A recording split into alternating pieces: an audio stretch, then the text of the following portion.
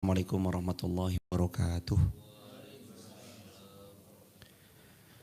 Alhamdulillahil wahidil qahar al-malikul jabbar Allahu akbar wassalatu wassalamu ala rasulillahil akhyar sayyidina Muhammadin sallallahu alaihi wasallam wa ala alihi washabihi ajma'in amma ba'd.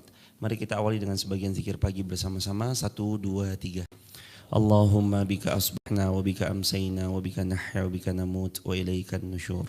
Allahumma anta rabb la ilaha illa ant khalaqtani wa ana abduka wa ana ala ahdika wa wa'dika mastata'tu a'udzubika min syarri ma sana'tu abu'u laka bi ni'matika alayya wa abu'u bi dhanbi faghfirli fa innahu la yaghfiru dzunuba illa anta. Allahumma inna nas'aluka ilman nafi'an wa rizqan tayyiban. Allahumma inna nas'aluka al-huda wat-tuqa wal-afafa wal-ghina. Allahumma inna na'udzubika min ilmin la yanfa' wa min qalbin la yakhsha' wa min nafsin la tasba' wa min du'ain la yustajabu lah. Raditu billahi rabba wa bil islami dina wa bi Muhammadin nabiyya wa rasula. Rabbi zidna ilma warzuqna fahma. Amin ya rabbal alamin. Alhamdulillah, segala puji kepunyaan Allah. Semoga kita terus diizinkan oleh Allah istiqomah sampai wafat husnul khatimah.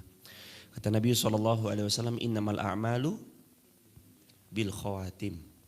Sesungguhnya tiap-tiap amal kalian itu nanti tergantung kepada penutup atau akhir amalan kalian. Dengan apa kalian menutup amalan-amalan kalian. Kita tidak dinilai dari masa lalu yang pernah kita lalui, atau kita tidak dinilai daripada bejatnya kita di masa itu karena kita sudah tidak di masa itu. Tapi kalau sekarang kita bertobat kembali kepada Allah, Allah adalah sebaik-baik zat penerima taubat. Innallaha tawwabur rahim. Allahumma arhamna bil Quran. Kedua kalinya sholawat bertangkaikan salam teruntuk manusia paling agung, manusia paling mulia, baginda Rasulullah Muhammad sallallahu alaihi wasallam, yang mudah-mudahan kita kelak mendapat syafaat dari baginda Rasulullah, kelak diizinkan meminum dari telaganya Rasulullah, dan kelak diizinkan kita nanti bisa satu surga bersama baginda Rasulullah sallallahu alaihi wasallam. Amin ya rabbal alamin. Allahumma shalli ala Muhammad wa ala ali Muhammad.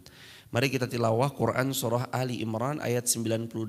Nanti kita tadaburi pelan-pelan perlahan sesuai dengan kapasitas kemampuan kita. Dengan segala keterbatasan yang kami miliki, tentu saja banyak kekurangan yang kami punyai, maka dengan mencari ibtigha mardatillah, ridhonya Allah azza wa jalla.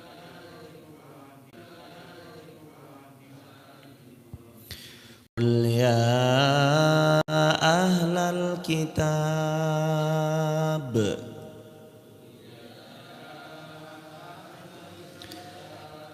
lima takfuruna bi ayatillah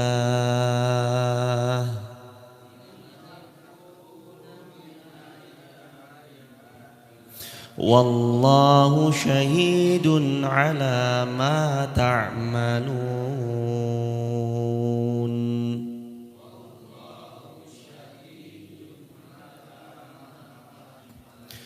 Qul ya ahlal kitab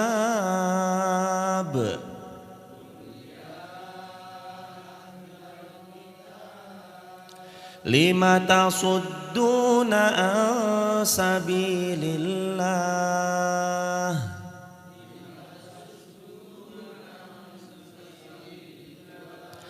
man amana tabghunaha iwaja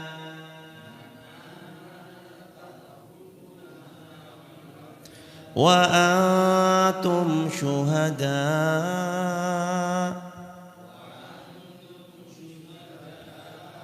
wa mallahu bighafilin amma ta'malun.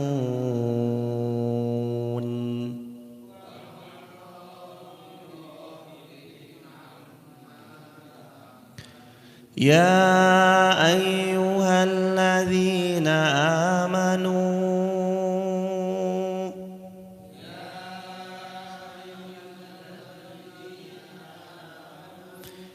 in tuti'u fariqan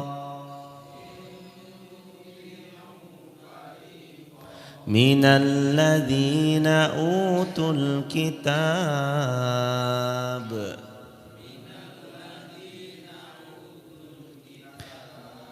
yaruddukum ba'da imanikum kafirin.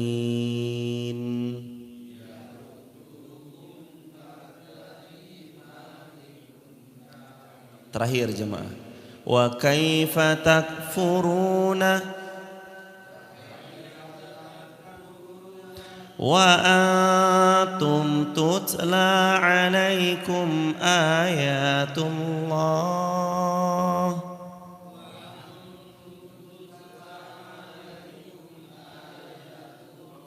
wa fikum rasuluh wa man ya'tasim billah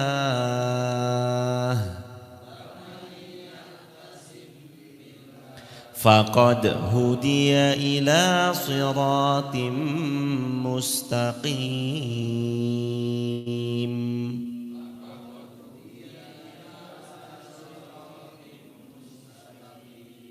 Artinya, katakanlah wahai Muhammad, wahai ahli kitab, mengapa kamu mengingkari ayat-ayat Allah padahal Allah Maha menyaksikan apa yang kamu kerjakan.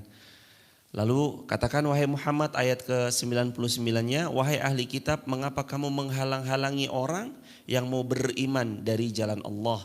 Kamu menghendakinya jalan Allah itu bengkok padahal kamu menyaksikannya. Dan Allah tidak lengah dari apa-apa yang kalian kerjakan. Dan wahai orang-orang yang beriman, jika kalian mengikuti sebagian daripada orang yang diberi kitab, niscaya mereka akan mengembalikan kamu kepada kekafiran setelah kamu beriman. Dan bagaimana kamu sampai menjadi kafir padahal ayat-ayat Allah dibacakan kepadamu dan Rasul-Rasulnya diantaranya adalah baginda Rasulullah Muhammad SAW pun ada di tengah-tengah kalian. Barang siapa berpegang teguh kepada agama Allah, maka sungguh dia diberi petunjuk kepada jalan yang lurus. Ayat yang ke-98, kata Imam Ibnu Katsir, ayat ini merupakan kecaman keras dari Allah Subhanahu wa taala terhadap orang-orang kafir dari kalangan ahli kitab karena mereka enggan menerima kebenaran. Lagi-lagi kita mengulangi pelajaran sebelum-sebelumnya. Ternyata dalam Al-Qur'an banyak cerita-cerita tentang Bani Israel. Kita udah bahas dari zamannya surah Al-Baqarah. Al-Baqarah udah banyak cerita-ceritanya. Sampai bahkan Ali Imran pun diulang lagi. Dari Bani Israel. Mereka enggan menerima kebenaran. Mereka kafir terhadap ayat-ayat Allah. Mereka sekuat tenaga menghalang-halangi orang untuk beriman dari jalan Allah. Padahal mereka pun tahu bahwa yang dibawa Rasulullah adalah kebenaran. Tapi mereka menolak, mengingkari dan menghalang-halangi. Jadi 3 kalau dalam bahasan ini. Menolak, mengingkari dan menghalang-halangi. Silakan jamaah dibuka Al-Baqarah ayat 213. Jadi ini sudah kita balik ke Al-Baqarah 213. Yang dulu kita pelajari tentang bab menghalang-halangi. Mohon maaf salah sebentar. Tentang menghalang-halangi orang dari jalan Allah. Itu di Al-Baqarah. Menghalang-halangi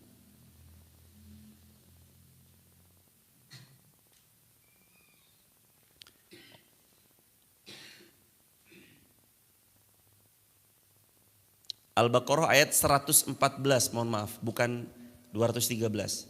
114. Sudah ketemu ya hadirin?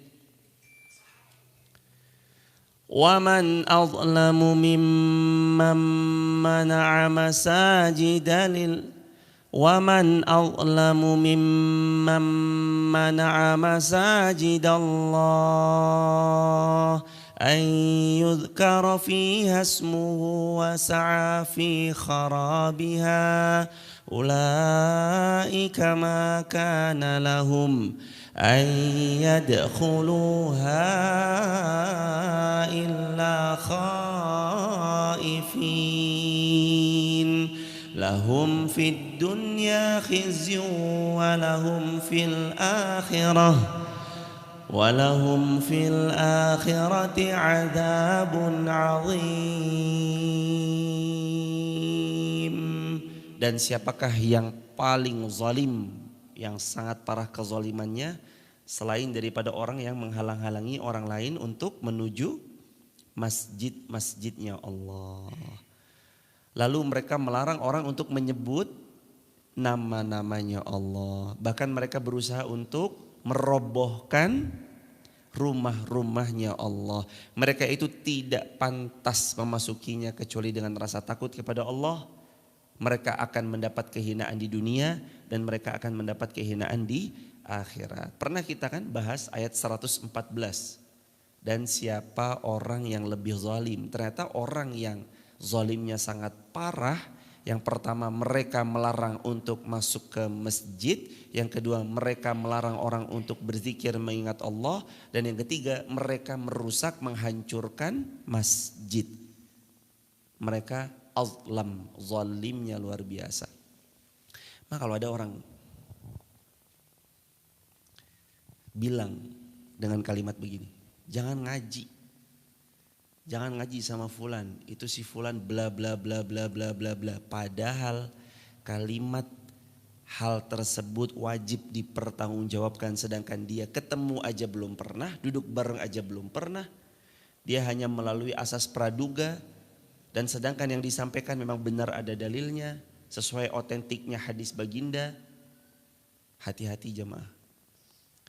Setiap ucapan Anda melarang orang lain untuk mendapat yadhkurullah, zikir-zikir kepada Allah, ayyuzkaru fiha ismuhu, lalu terus kemudian mereka mengingati Allah, hati-hati Anda kelak dipintai pertanggungjawaban tentang kenapa Anda melarang-larang orang untuk ngaji kepada seorang guru. Hati-hati ya jemaah. Gak boleh melarang orang masuk masjid, gak boleh melarang orang untuk ngaji. Kalau memang yang disampaikan adalah haqq, al-haqqu mir rabbik, kebenaran yang datang dari Rabbnya, kebenaran yang sesuai dengan tolak ukur bagaimana Allah berfirman, Nabi SAW menyampaikan sesuatu lewat hadis otentiknya. Kok Anda larang-larang? Anda siapa kiranya? Jangan ngaji ke sini, jangan ngaji ke situ, jangan ngaji ke sini, jangan ngaji ke situ. Padahal yang disampaikan adalah sesuatu yang haqq. Kena nih daripada ayat ini. Orang yang paling zalim adalah orang yang melarang masuk masjid. Lalu orang yang paling zalim adalah orang yang melarang orang lain untuk mengingat Allah. Terus yang ketiga, mereka yang paling zalim adalah mereka yang merobohkan masjid. Menghancurkan masjid. Lagi dibangun, lempar, kerumpiang. Lagi dibangun, diiniin, diganggu dari berbagai macam sisi, disual, la haula wala quwata illa billahil aliyil azim. Orang yang paling zalim. Dan Allah sejatinya mengingatkan kita satu ayat dengan ayat yang lain itu saling berkaitan dan saling berkelindahan satu sama lain, termasuk ayat ini. Wahai orang-orang ahli kitab, kenapa kalian itu adalah orang-orang yang paling sering mengingkari ayat-ayat Allah, menghalang-halangi, mengingkari dan menghancurkan. Menghalang-halangi, mengingkari dan menghancurkan. Wallahu syahidun ala ma ta'malun. Wallahu syahidun ala ma ta'malun. Dan Allah tuh tahu apa yang kalian kerjakan. Hadirin jamaah yang dirahmati Allah, yang mungkin hari ini sedang dihalang-halangi berzikir kepada Allah, yang mungkin hari ini sedang membangun lalu terus kemudian dihancurkan oleh segelintir pihak, oknum. Yakinkan pada diri Anda bahwa Allah mengawasi mereka-mereka yang berbuat makar demikian. Dan ingat selalu ayat Ali Imran yang kemarin kita bahas, wa makaru wa makarallah wallahu khairul makirin. Mereka bermain-main, mereka buat-buat makar, tapi mereka lupa bahwa Allah juga memantau permainan dan makar-makar mereka. Wallahu khairul makirin. Allah lah sebaik-baik pembalas makar-makar yang mereka perbuat. Ayat berikutnya. Qul ya ahlal kitab lima tasudduna an sabilillah man amana tabghunaha iwaja wa antum syuhada wa mallahu bighafilin amma ta'malun. Juga Ali Imran di ayat yang ke-99, wahai ahli kitab, kenapa kamu menghalang-halangi orang untuk beriman dari jalan Allah? Kamu menghendakinya jalan Allah itu bengkok, padahal kamu tahu kamu sedang membengkokkan jalan Allah. Dan Allah tidak akan lengah terhadap apa yang kalian kerjakan. Hadirin jamaah yang dirahmati Allah, kita ini harus kenal Siapa sejatinya musuh-musuh kita? Sekali lagi saya ulangi, Allah berfirman dalam Al-Quran tentang kita harus kenal siapa musuh-musuh kita. Inna syaitana lakum aduwwum mubin. Wahai orang-orang yang beriman, musuh kalian itu adalah syaitan. Lantas kenapa antar masjid yang satu dengan masjid yang lain kok saling ribut? Lantas kenapa antar satu pengajian yang satu dengan pengajian yang lain sesama muslim kok mereka saling bertengkar? Lantas misalnya kenapa ada satu orang sudah ngaji, ngajinya sama Ustadz Fulan, yang satunya lagi ngaji sama Ustadz Fulan yang berbeda, kok mereka saling ribut padahal Ustadznya adem ayem, ketemu ketika haji, mereka ketemu, berpelukan, bercengkrama, ngobrol sebentar lalu mereka melanjutkan haji mereka. Kok yang di bawahnya malah bertengkar? Hadirin, sudah saatnya kita menyadari musuh kita itu inna syaitana lakum aduwwum mubin. Musuh-musuh kalian itu syaitan. Itu loh mereka-mereka yang na'udzubillahnya memproklamirkan dengan begitu bangganya bahwa perilaku kaum Nabi Lut itu patut diwajarkan menurut mereka.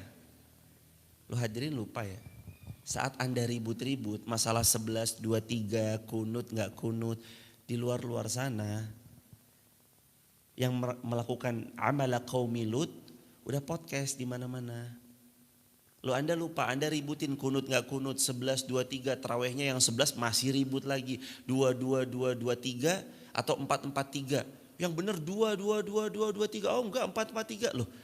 Anda ribut masalah yang dua-duanya boleh, sedangkan Anda lupa di luaran sana amala qaumi Lut, yang mengamalkan kaum Lut sudah memproklamirkan, sudah konten sana sini, udah podcast sana sini tuh. Terus Anda masih mau ributin hal-hal yang kayak gitu. Kita ini punya tugas besar jamaah. Tugas besar kita tuh gimana ngajak kaum muslimin kembali. Bagaimana mengajak kaum muslimin balik ke masjid, memakmurkan masjid. Ayo duduk di masjid, cengkerama di masjid, rapat di masjid. Adakan satu ide-ide cemerlang di masjid. Pusatkan kegiatan di masjid. Basiskan masjid sebagai tempat yang paling dirindui, tempat yang paling dinanti, tempat yang paling cozy. Hadirin jamaah yang dirahmati Allah Subhanahu wa taala. Ketahuilah bahwa inna syaitana lakum aduwwum mubin. Kita ini ketemu sama yang ini nih, menghalang-halangi orang untuk kembali kepada Allah, hati-hati. Menghalang-halangi orang untuk zikir, ingat Allah, hati-hati. Merobohkan rumah-rumahnya Allah, hati-hati. Al-Baqarah 114. Al-Baqarah 114. 3. 1. Menghalang-halangi orang daripada masuk masjid. 2. Menghalang-halangi orang dari berzikir kepada Allah. Yang ketiga, merobohkan masjid. Kalau ada orang punya niat baik, support. Kalau nggak bisa support dengan materi, doa. Jangan ini mah sudah support tidak, mendoakan tidak, menghalang-halangi, menghancurkan, dan bahkan bukan cuma menghancurkan. Mereka berupaya gimana caranya setiap amal baik yang direncanakan selalu gagal. Ini kan persis kayak siapa? Abu Jahal, Abu Lahab, Umayyah bin Khalaf, Walid bin Mughirah. Persis kayak mereka. Yang mereka selalu berusaha untuk menghalang-halangi dakwahnya Nabi, menghancurkan tempat yang Nabi buat, mengendurkan semangatnya kaum muslimin. Hati-hati ya jemaah. Kenapa kok saya bilang hati-hati? Karena ada efeknya, kata Nabi, mohon maaf, Allah berfirman dalam Al-Quran.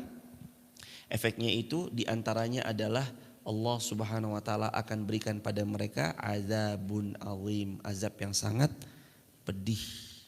Karena sebab apa yang mereka kerjakan, sebagaimana Quran surah Al-Baqarah ayat 114, di mana Allah Subhanahu wa taala berfirman, lahum fid dunya khizyun, di dunia mereka akan dapat kehinaan, walahum fil akhirati adzabun azim, dan di akhirat mereka akan dapat azab yang sangat pedih. Di dunia dapat kehinaan, di akhirat azab yang sangat pedih menunggu mereka. Hati-hati jamaah. Dan ini bukan hanya bisa dilakukan oleh mereka-mereka yang kufur, tapi berpotensi juga dilakukan oleh mereka-mereka yang orang munafik, zindik, fasik. mereka berpotensi juga melakukan amalan-amalan ini. Lahum fid dunya khizyun, sudah pasti dihinakan di dunia, walahum adzabun azim, dan di akhirat mereka akan diazab dengan azab yang sangat pedih. Ya ayyuhalladzina amanu in tuti'u fariqam minal ladzina utul kitab yaruddukum ba'da imanikum kafirin. Wahai orang-orang beriman, jika kalian mengikuti sebagian dari orang-orang yang diberi kitab, niscaya mereka akan mengembalikan kalian kepada kekufuran sesudah kalian beriman. Lalu ayat berikutnya, bagaimana kalian sampai kepada kufur padahal ayat-ayat Allah telah jelas terang benderang dibacakan kepada kalian dan Rasulnya pun berada di tengah-tengah kalian. Barang siapa yang berpegang teguh kepada agama Allah, maka sungguh dia telah diberi petunjuk ke jalan yang lurus. Begitu hadirin jamaah yang dirahmati Allah. Siapa-siapa yang dia berpegang teguh kepada agama Allah, maka dia telah diberi petunjuk dalam jalan yang lurus. Allah mengingatkan kepada orang-orang beriman agar mereka tidak mentaati golongan-golongan mereka yang mengajak kepada kekufuran. Ini kata Imam Ibnu Katsir rahimahullah. Lalu mereka dianjurkan untuk senantiasa membersamai Rasulullah SAW yang ada di tengah-tengah mereka. Sebagaimana firman Allah dalam Al-Quran surah Al-Baqarah ayat 109. Ini namanya tafsir Quran bil Quran. Dijelaskan ayat ini oleh Al-Baqarah 109. Sebagian besar ahli kitab menginginkan agar mereka dapat mengembalikan kalian kepada kekafiran setelah kalian beriman kepada Nabi Muhammad SAW karena dengki yang timbul pada diri mereka sendiri setelah nyata bagi mereka kebenaran, maka maafkanlah mereka, biarkanlah mereka sampai Allah datangkan perintahnya, sungguh Allah Maha Kuasa atas segala sesuatu. Orang kufur selalu menginginkan orang-orang beriman kembali kepada kekufuran dan mereka berusaha untuk menjauhkan kaum muslimin dari mengingat Allah. Kaum muslimin itu diusahakan supaya jauh dari mengingat Allah. Dibuatlah sesuatu yang membuat mereka jauh dari ayat-ayat Allah. Bayangkan jamaah yang dirahmati Allah. Kita tahu Rasulullah manusia terbaik, betul? Kita tahu Rasulullah SAW teladan terbaik buat kita, betul? Tapi berapa banyak di antara kita yang mengenal Rasulullah SAW tidak lebih baik daripada dia mengenal, ya mungkin itu. Berapa banyak di antara kita yang, mohon maaf, tidak lebih baik mengenal Rasulullah daripada mengenal idola atau mungkin public figure yang mereka idam, dan public figure yang mereka, apa bahasanya itu? Public figure yang mereka fanskan. Dia ngefans banget sama sesuatu, sampai hafal lahir di mana, umur berapa, penghasilannya berapa, rumahnya apa, warna kesukaannya apa, gaya rambutnya bagaimana, pakaian yang dikenakannya seperti apa. Bahkan gak jarang anak-anak muda bahkan udah saking ngefansnya diikuti, pakai celana jeans robek-robek, diikuti celana jeans robek-robek, bajunya warna A, bajunya warna A, potongan rambutnya B, potongan rambutnya B, gaya bicaranya begini, gaya bicara diikutin. Dia main film di sini, main filmnya perannya begini, dia diikutin. Terus begitu. Tapi kalau sama Nabi SAW yang dia akui sendiri, cinta sama Nabi, cinta, rindu ketemu Rasulullah, rindu, ingin sesyurga bersama Rasulullah, iya ingin. Tapi begitu ditanya, tahu nggak anaknya Nabi siapa aja? Hah? Tahu nggak istri Nabi siapa? Hah? Tahu nggak Nabi berdakwah berapa tahun di Mekah, berapa tahun di Madinah? Hah? Kosong pandangannya soal hal itu. Ditanya siapa bapak Nabi? Hah? Siapa nama ibundanya Nabi? Hah? Siapa sahabat satu orang paling dekat dengan Nabi? Hah? Siapa orang kedua yang paling Nabi cinta dari kalangan laki-laki dewasa? Bingung, kosong pandangan matanya.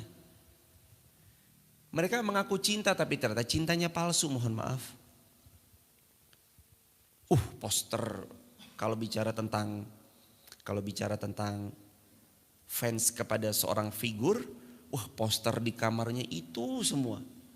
Poster A, poster B, poster C, poster Z. Bicara Rasulullah SAW, nama Muhammad nggak tersemat di rumahnya. Mana nama Muhammad? Memang Ustadz, saya emang nggak menyematkan di rumah, saya sematkan dalam hati saya. Oke, sematkan dalam hati. Sudah sejauh apa kita kenal diri kita kepada baginda SAW? Begitu ditanya hanya jawaban tatapan mata yang kosong yang dijawab. Ditanya baginda Nabi makanan kesukaannya apa? Coba jemaah, baginda Nabi makanan kesukaannya apa? Paha kambing. Sebagaimana riwayat Bunda Aisyah radhiyallahu anha, Bunda Aisyah menceritakan bahwa Nabi suka paha kambing. Au kama qala. Warna kesukaan Nabi apa? Putih dan hijau. Warna favoritnya Nabi. Kita tuh sering banget hafal. Saya ini figur, bahkan mohon maaf ada yang baru-baru.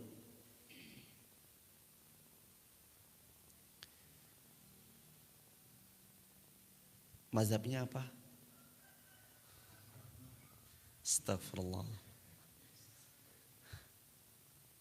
Ya, saya kelas 3 SD.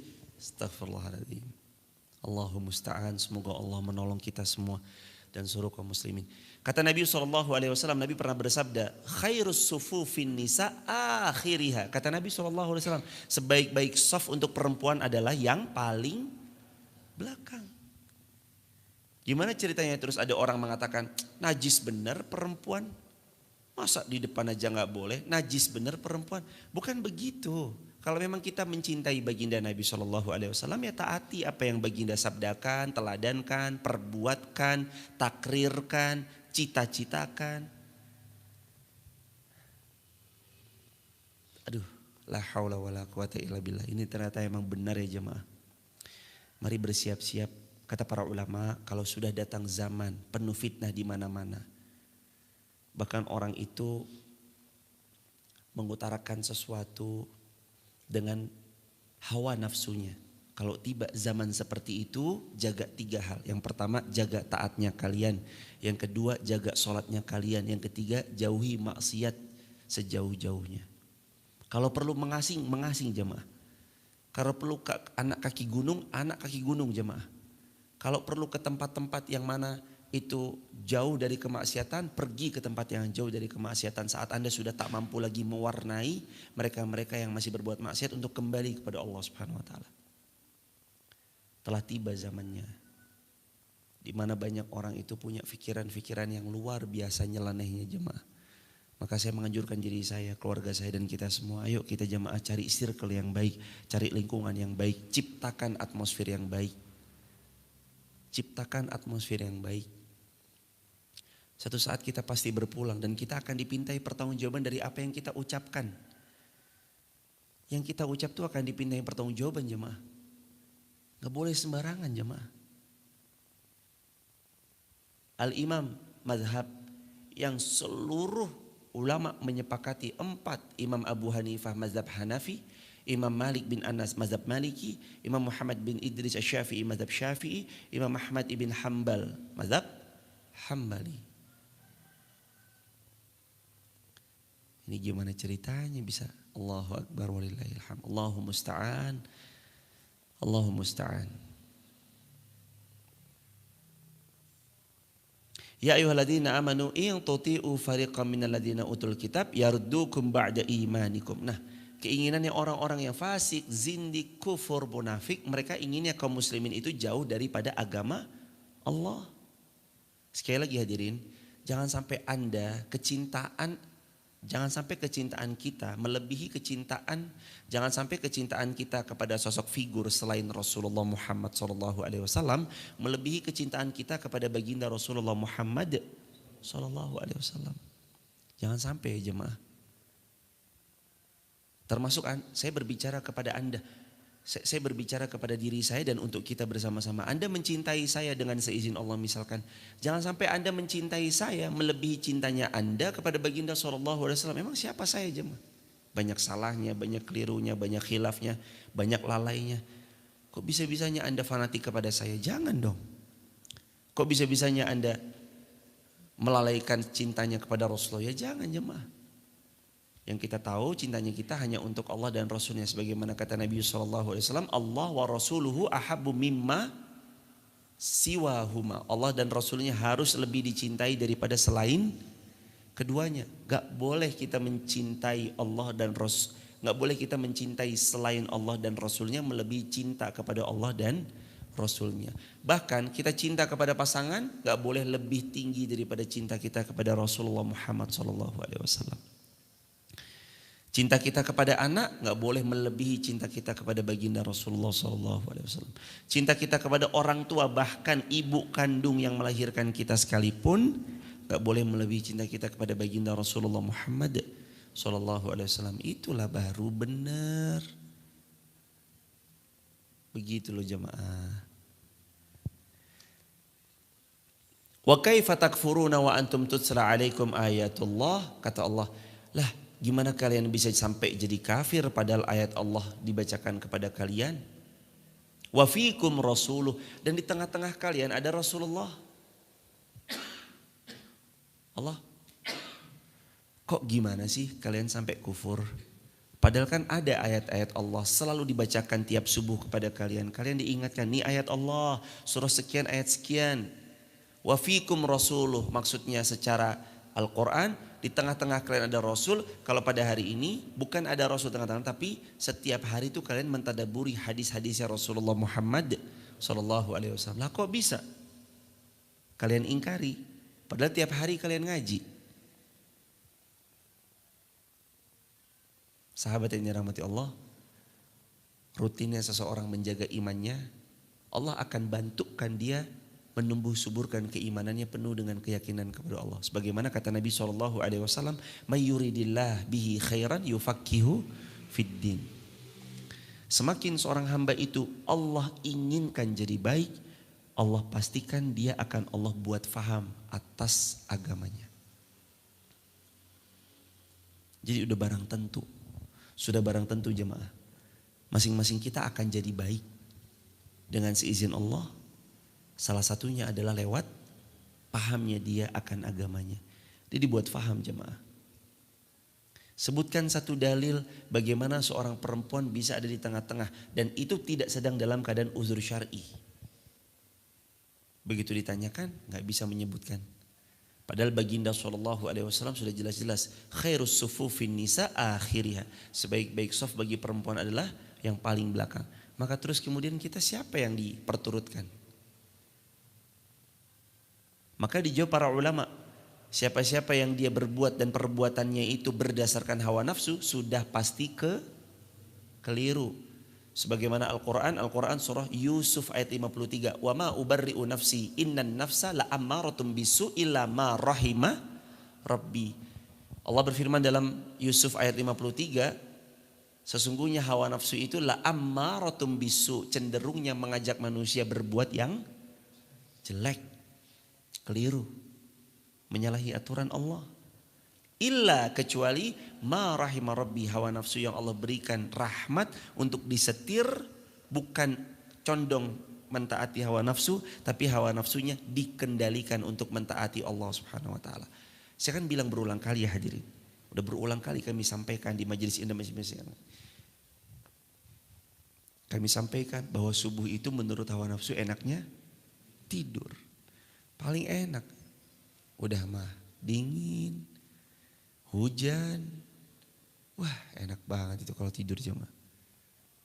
Illa ma rahimah rabbi. Kecuali Allah rahmati, hawa nafsunya dikendalikan, dia bangun dan seterusnya. Begitu aja. Demikian juga Quran surah Ali Imran ayat 100 ini Allah Subhanahu wa taala memberitahu kepada seluruh kita bahwasanya jangan sampai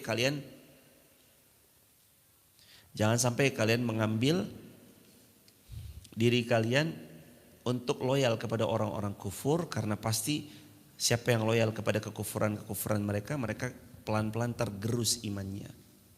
Dan ini juga dikuatkan dalam Quran surah Al-Hadid, mengapa kalian tidak beriman kepada Allah padahal Rasul menyeru kalian supaya beriman kepada Allah, dan sesungguhnya dia telah mengambil perjanjianmu jika kalian adalah orang-orang yang beriman. Tetap gak mau beriman padahal sudah sampai kebenaran. Bahayanya tidak menerima kebenaran. Biasanya faktornya juga karena gengsi. Salah satu faktornya itu gengsi.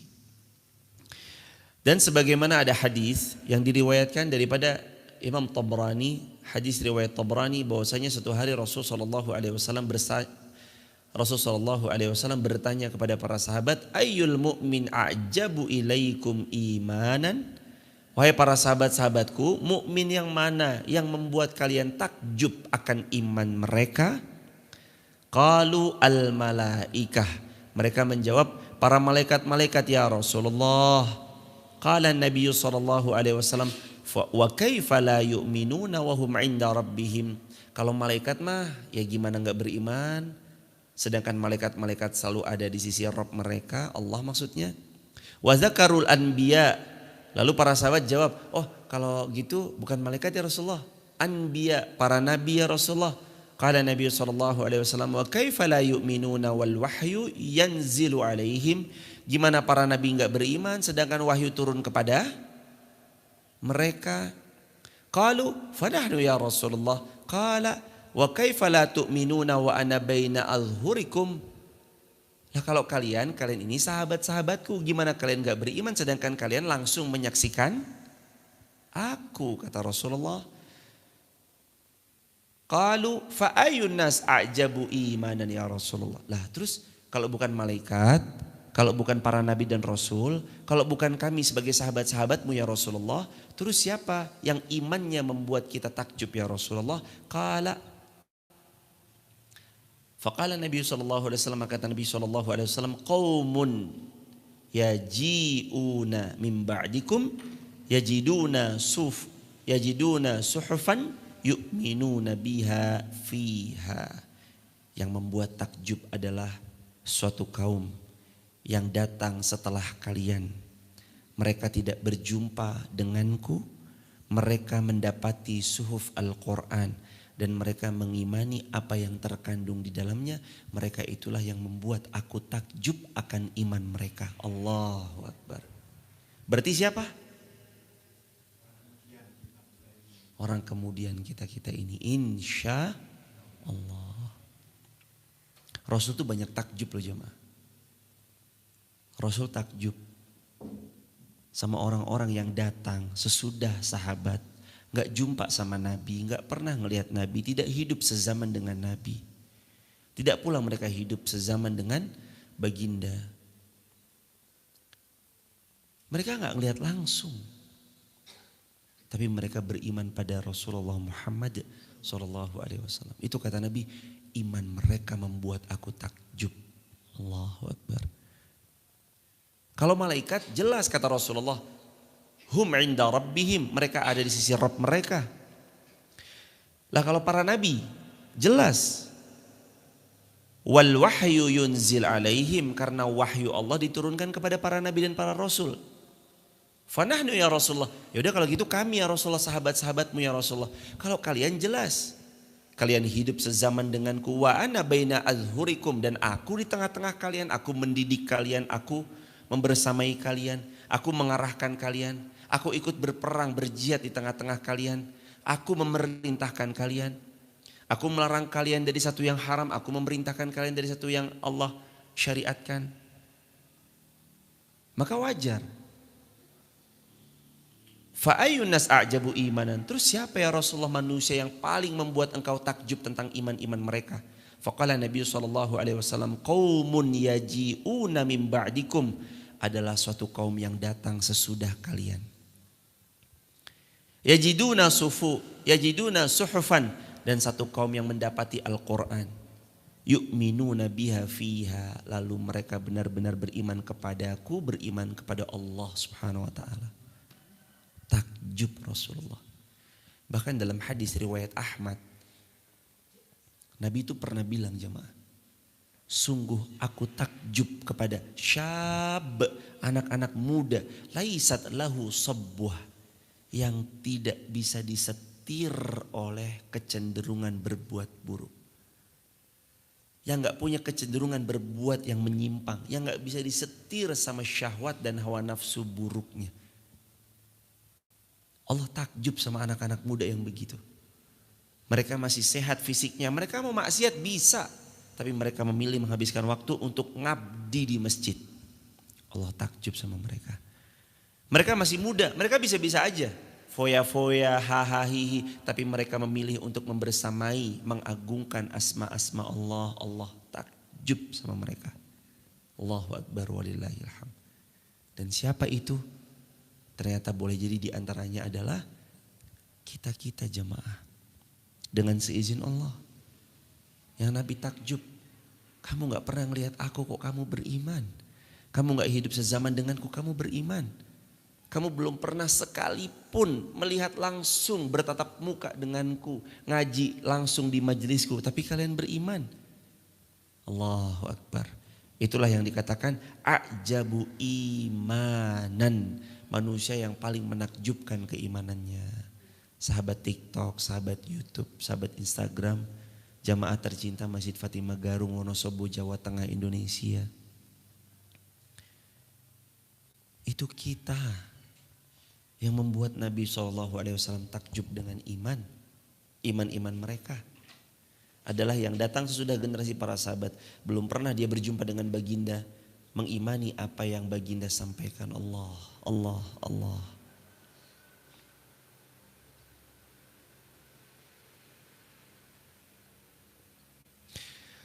Wa may ya'tasim billah faqad hudiya ila siratim mustaqim. Allah berfirman, dan barang siapa yang berpegang teguh kepada agama Allah, sungguh dia akan mendapat petunjuk yang sangat lurus. Karena itulah berpegang teguhlah, ini kata Imam Ibnu Katsir rahimahullah, karena itulah berpegang teguhlah kepada Allah, bertawakal kepada Allah, ambillah hidayah dari Allah, berbekallah jauhkan diri daripada kekeliruan. Jadi ada 4 ya. Yang pertama maksudnya berpegang teguh kepada Allah. Yang kedua tawakal kepada Allah. Yang ketiga jemputlah hidayah. Yang keempat bekalilah dirimu untuk menjauhkan dirimu daripada kesesatan. Terus yang kelima ikutilah kebenaran maka engkau akan mendapatkan kebaikan. Kata Al-Imam Ibnu Katsir ada 5 poin. Poin yang pertama berpegang teguh kepada Allah.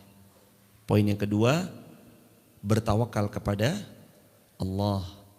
Poin yang ketiga, jemputlah hidayah Allah.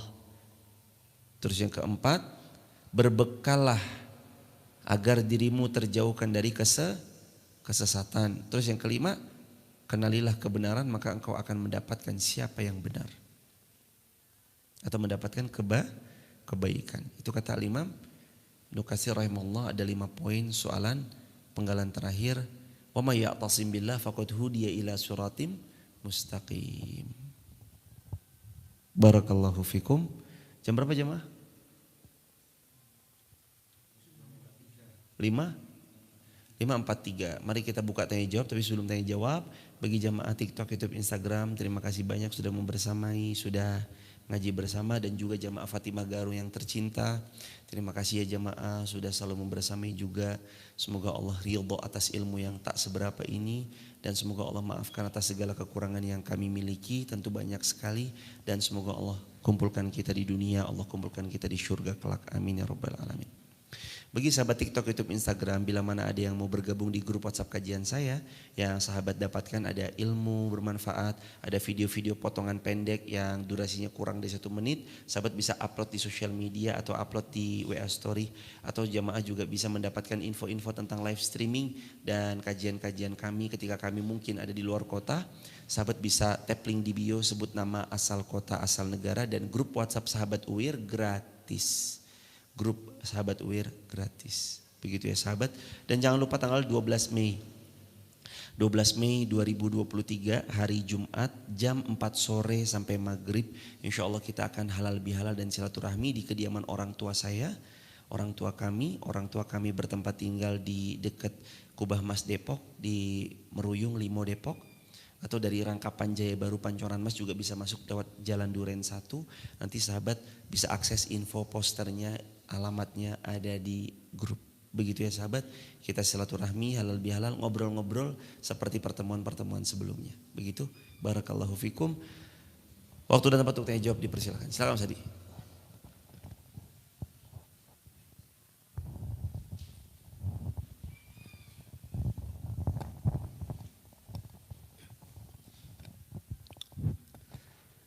Bismillahirrahmanirrahim.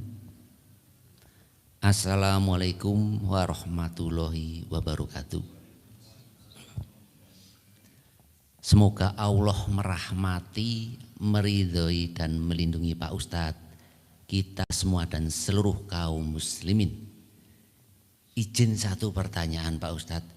Ini agak mundur sedikit, atret sedikit ini Pak. Ayat 91 Ali Imran. Tentang nasib setelah mati. Di dalam ayat 91 disebutkan yang artinya orang kafir dalam mati keadaan kafir tidak diterima tebusan, mendapat azab yang pedih dan tidak memperoleh penolong. Yang menjadi pertanyaan begini Pak Ustadz. Bagaimana nasibnya bila seorang hamba wafat atau mati dalam keadaan beriman tetapi juga sedang melakukan maksiat yang asik-asik di dunia. Jazakallahu khairan katsiran Pak Ustaz. Semoga Allah memuliakan Mas Hadi sekeluarga besar dan seluruh kaum muslimin dimanapun berada. Pertanyaan Mas Hadi, gimana kalau ada seorang itu beriman, beliau wafat dalam keadaan beriman tapi wafat dalam keadaan bermaksiat kepada Allah Subhanahu wa taala. Ingat selalu kata Nabi SAW, innamal a'malu bil khawatim. Kalau dia beriman gak mungkin dia memaksiati Allah. Kata-kata iman kata Nabi SAW adalah taat, patuh, tunduk kepada Allah dengan seyakin-yakinnya bahwa dia akan dihisab dan dikembalikan kepada Allah. Wa ilaihi turja'un kata Allah dalam Al-Quran. Lah, ini beriman tapi maksiat. Kata Nabi, seorang pezina tatkala dia berzina tidaklah dia beriman. Seorang pencuri ketika dia mencuri tidaklah dia beriman. Dalam arti lain, seorang yang lagi bermaksiat ketika dia sedang menjalankan maksiatnya, tidaklah dia sedang beriman. Karena kalau dia beriman kepada Allah, dia pasti menghindari maksiat. Jadi begitu jemaah. Nah, kalau yang dimaksudkan pertanyaannya, mungkin saya agak luruskan pertanyaannya mungkin begini. Muslim, tapi matinya mati dalam keadaan maksiat. Muslim. Bukan mukmin ya, beda ya. Mukmin sudah pasti muslim, muslim belum tentu mukmin. Bisa aja muslim tapi fasik, munafik, zindik. Muslim tapi mengingkari syariat Allah bisa aja. Muslim liberal kan bisa aja. Muslim gini. Tapi dia mati dalam keadaan tadi berbuat maksiat. Nah, kalau begini kisahnya kembali kepada hadis Nabi SAW, innamal a'malu bil khawatim. Seseorang itu akan diwafat. Seseorang itu nanti dia tergantung kepada akhirnya. Dan kita ingat, kalau tadi hadis Nabi, sekarang ingat pesannya daripada Imam Ibnu Katsir rahimahullah. Man asya alaih mata alaih. Siapa yang membangun pola hidup tertentu, mudah bagi Allah diwafatkan di atas pola hidup yang dia bangun. Hati-hati makanya membangun pola hidup. Makanya yang paling terbaiknya jangan sampai kita meninggal sedangkan kita lagi dalam keadaan bermaksiat kepada Allah, karena bisa membahayakan diri kita. Karena kata Nabi SAW, Nabi juga pernah bersabda dalam hadis Bukhari dan Muslim, termaktub dalam Arba'in An-Nawawiyah. Kisah ini sering saya utarakan. Nabi bercerita ada seseorang beramal dengan amalan ahli syurga sampai jarak dia dengan syurga tinggal 1 jengkal. Masuk syurga jemaah, tapi di akhir hidupnya dia bermaksiat kepada Allah, dia pun mati berbuat, mohon maaf, amalan-amalan ahli neraka, dan dia pun dimasukkan ke dalam api neraka. Na'udzubillahi min dzalik. Tapi ada kabar gembira kata Nabi. Ada orang yang hampir sejengkal lagi masuk neraka jemaah. Di akhir hidupnya dia bertobat, Allah terima tobatnya. Saking semangatnya dia bertaubat, dia tidak menyepelekan kebaikan sekecil apapun walaupun dia memberi minum kepada seekor anjing. Akhirnya dalam hadis Bukhari, perempuan yang dulunya tadi perempuan yang tidak baik itu, terus kemudian dia bertobat, Allah terima tobatnya. Dia tidak ingin menyepelekan kebaikan sekecil apapun termasuk memberi minum kepada anjing. Dia wafat, lalu Allah terima tobatnya dan dia pun menjadi penghuni syurganya Allah. Maka jangan ada terbesit kesempatan, gak apa-apalah maksiat sebentar, paling ntar masih lama. Matinya kan besok lah. Siapa tahu lah Anda lagi maksiat, detik itu juga Anda mati, Anda wafat. Berhati-hati dengan kamuflase syaitan, inna syaitana lakum aduwwum mubin. Begitu Mas Hadi, barakallahu fikum. Semoga Allah memudahkan. Pertanyaan lain ada Mas? Silakan Anda, fadhol.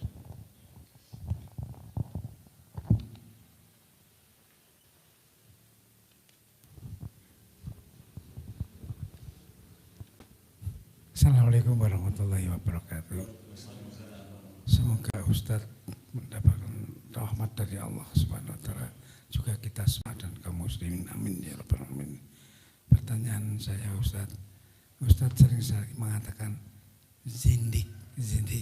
Jujur saja saya belum paham itu indikator zindik.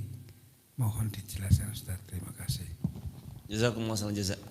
Zindik adalah orang-orang zindik itu disebutkan dalam beberapa kalimat para ulama adalah orang-orang yang dia mengetahui kebenaran yang mana, nanti dia condongnya itu memerangi dan memusuhi. Kalau fasik itu sampai pada tahapan orang fasik itu adalah orang yang dia tahu benar tapi dia malah melakukan yang salah. Ini udah mah tahu yang benar melakukan yang salah plus memerangi. Zindik. Munafik adalah orang yang menampilkan keimanan tapi menyembunyikan. Menampilkan keimanan, menyembunyikan kekufuran dan membenci keimanan. Padahal sejatinya kufur dia. Munafik tuh. Menampilkan keimanan, menyembunyikan kekufuran, padahal dia membenci keimanan. Itu orang munafik. Kafir artinya orang yang terhalang, terhijab. Orang yang terhijab daripada kebaikan, hidayah-hidayah Allah. Sehingga mereka enggan menerima kebenaran yang datang. Kurang lebih seperti itu ya. Barakallahu fikum. Ada lagi jamaah silakan. Ada dari TikTok silakan. YouTube boleh. Bismillahirrahmanirrahim. Assalamualaikum warahmatullahi wabarakatuh. Salam. Semoga Allah memberkahi Ustaz dan jamaah dan kaum muslimin. Amin ya rabbal alamin. Pertanyaan dari YouTube Ustaz dari Lastiati. Assalamualaikum Ustaz, mau bertanya, sebaiknya shaf perempuan di belakang, maksudnya di belakang barisan perempuan atau di belakang barisan laki-laki?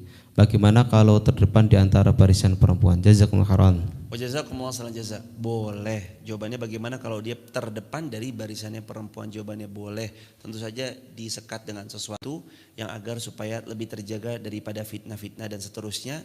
Adapun kalau memang karena keterbatasan satu dan lain hal bisa dipertimbangkan untuk segera dimiliki. Ada pembatas begitu jamaah. Jadi jawabannya boleh. Kata Nabi SAW, khairus sufufin nisa akhiriha dalam hadis.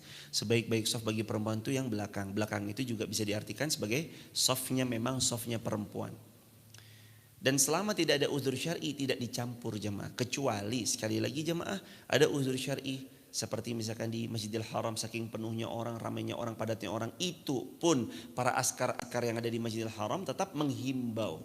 Kalau di Masjid Nabawi kan sudah memang ini perempuan di sini dengan hijab yang segala macamnya, yang laki-laki di sini. Kalau di Masjidil Haram itu kan memang saking penuhnya orang, tapi tetap askar-askar itu menganjurkan, ya ummi sana. Harak.